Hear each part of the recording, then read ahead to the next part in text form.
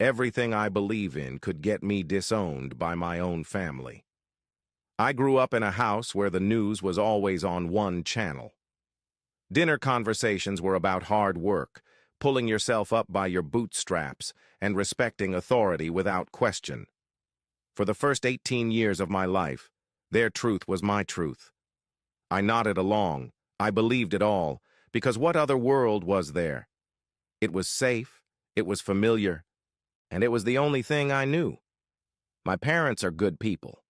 They gave me everything they thought I needed. But then I left home. I started meeting people with different stories.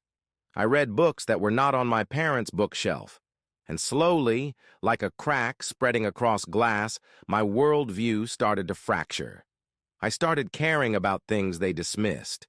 Social justice, systemic inequality, climate change.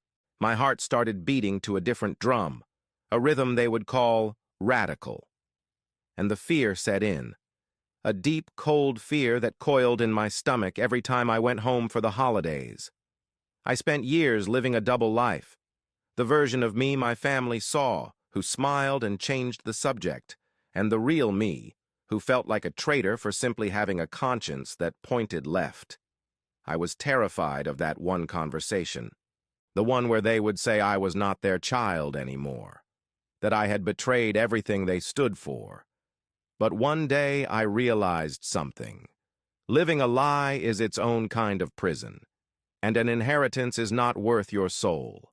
My truth, my empathy, my belief in a kinder world, that is not a betrayal. It is an evolution. And if their love is conditional on my silence, then it was never truly love. It was an agreement I am no longer willing to sign. If you are also walking this tightrope, let me know in the comments. You are not alone.